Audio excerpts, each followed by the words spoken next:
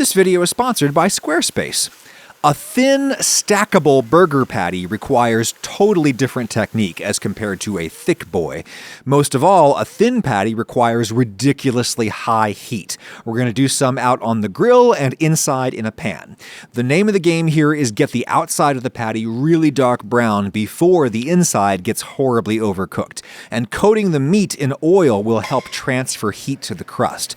You could use any grease you want, but I'm using clarified butter because beef plus butter equals happiness. That's just science. Put a stick of butter in a little pot over pretty low heat, let it melt and boil off most of its water, 10 or 15 minutes. When the bubbling turns to fizzing and the milk solids start to just turn golden, I'll strain this through a paper towel. The milk solids we're trapping would certainly have burned at the insane temperatures we're going to use later.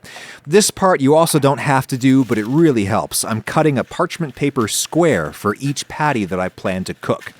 This is just ground chuck, the classic burger cut, but anything that's at least 20% fat will work. And with thick burgers, I want to avoid working the meat. I want to maintain that open, crumbly texture on the inside. But with a thin burger, it's the exact opposite. I'm literally going to knead the meat, try to get it to where it looks kind of pasty. This tangles up all the proteins and makes the texture of the burger much more solid and tighter. With a thick burger, that gets you a rubbery texture. But with a thin burger, the kneading helps the patty hold together. Thin patties are very apt to break apart, especially out on the grill. This makes them more solid, and the toughness doesn't really matter with a thin patty since it's going to be brittle in the mouth no matter what you do. If you buy ground beef that's vacuum packed in a super tight block, you can skip this step. It's already pasty in there. A good size for a homemade thin burger is a quarter pound, 113 grams, which is basically the size of a really big meatball. If you form this into balls first, that helps you portion out all the meat, and these will be easier to mash into circles. Here's my clarified butter, and I'm gonna dip my balls in it. This is honestly the easiest way to get the whole surface of the burger coated in grease. Plus, it means that the meat won't stick to my fingers as I smash it out into a circle on its individual parchment square. As with any burger, it's good to make it thicker along the rim. That will slow the cooking along the rim where it gets more heat. Keep it from contracting too much and causing a hump to develop in the center of the burger. I'll season with pepper and my favorite burger seasoning, garlic powder, but no salt yet. Salting ground beef in advance gets you a very unburger-like texture. Shape these patties considerably wider than you want them in the end. Thin burgers shrink a ton as they cook. You want to see how much they shrink? There, that's how much. Follow me on Instagram for more hot, pulsating meat content. Pepper and garlic powder, and because these are on paper, I can just stack them. Here, I'll press out all the rest at once, so I can go back and season them all at once. Less hand washing that way.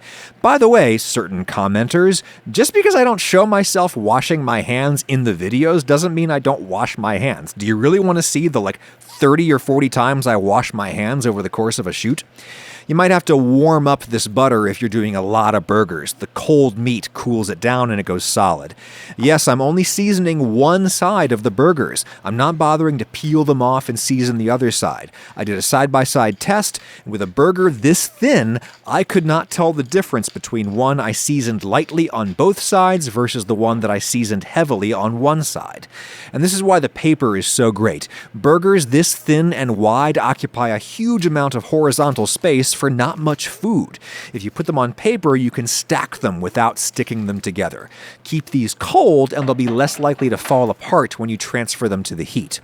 I'll prep some toppings, a sweet onion. Wow, did certain people lose their minds the other week when I put raw onions on a burger. Dude, cook your onions if you want to. You just probably want to do it in advance so you're not juggling too many things at the end. Some lettuce, pickles, ketchup, and mustard, I'm good. We need stupid high heat, and a simple charcoal grill is the easiest way to get stupid high heat at home.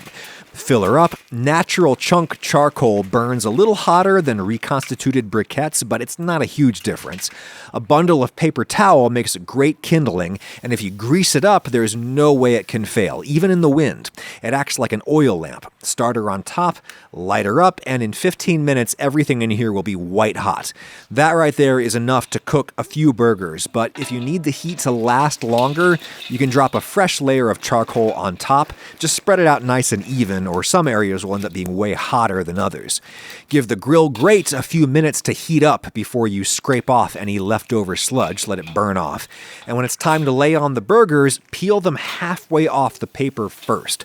Otherwise, you end up having to do that. And that's not super safe. Peel them halfway off, and then you can just plop them down real easy. Much safer than trying to do this with your bare hands.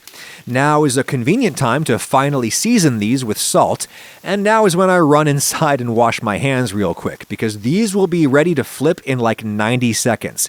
Yes, there's lots of flame-ups happening. No, it doesn't really matter, because this happens so quickly. When there's juice pooling on top, it's time. These are probably past time. Scrape underneath to release and then flip. You got to do that scraping maneuver swiftly and with confidence. And if you want cheese, put it on immediately after you flip. There's a reason people generally use processed American cheese slices for thin burgers. It's really the only thing that melts fast enough. Though if you want to make this a double, you can stack them and then the cheese gets heat from both sides. I prefer to have only one slice of cheese per 2 patties anyway. That's more than enough cheese for me. With a burger this thin, it is virtually impossible to get it brown on the outside and have it be undercooked inside. When it's brown, it's done, or it will be done after it rests for a minute. I actually overcooked these because it's basically impossible for me to film something that cooks so quickly and not overcook it while I'm resetting my camera angles. I like to rest my burgers on a plate so excess juice does not soak into my buns. Speaking of buns, they will need like 15 seconds to toast up on a fire this hot. Be very careful. And there, I still burned that one. I like a slice of lettuce to serve as a moisture barrier on the bottom. Mayonnaise serves the same function if you like mayo. Raw sweet onions, mustard, ketchup, and look at that. Yes, there's a point to making 2 thin patties instead of 1 thick one. We get double the crusty surface area this way.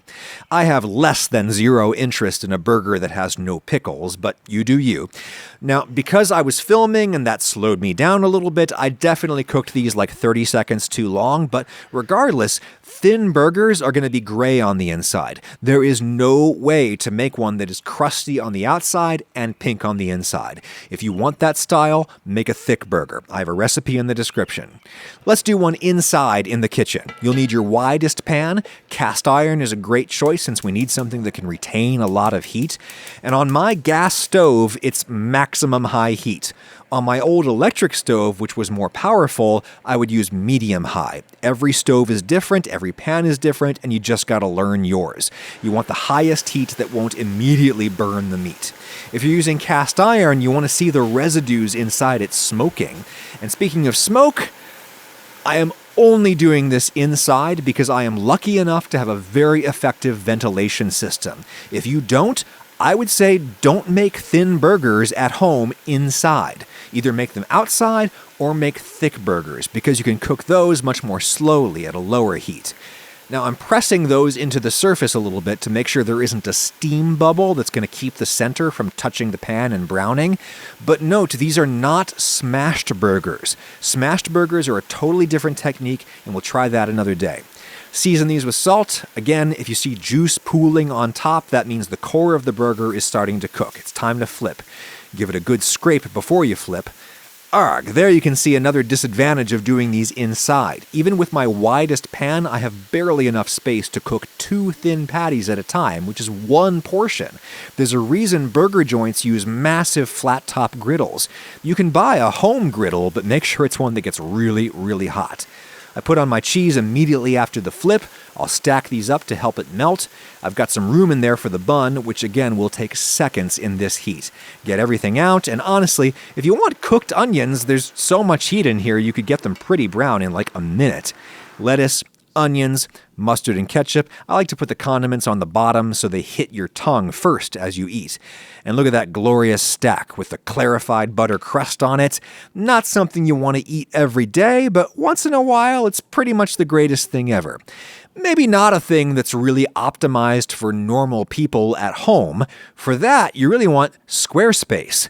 Thin burgers really are something I think are usually best left to the pros, but Squarespace is a website builder that's optimized for you. And for the pros. There's enterprise solutions for big companies. But if you're just little old you go to squarespace.com, browse through the website templates. There's a good one for a store. There's a good one for a wedding. Just grab a template and start replacing the stock elements with your elements, your photos. Or Squarespace does have stock art if you need it. Give it your logo, or Squarespace has a logo builder if you need it. Change fonts and colors site-wide with a single click. Drop in any special blocks you might need, like a scheduler if you take appointments, and you're basically done. All of that you can do for free. When it's time to register a custom domain or to publish the site and have Squarespace host it for you, use promo code Ragusia at checkout. You'll be doing me a solid and you'll save 10%. Thank you, Squarespace. And thank you, Thin Burgers Dipped in Butter. Twice the crust means twice the love. That's just science.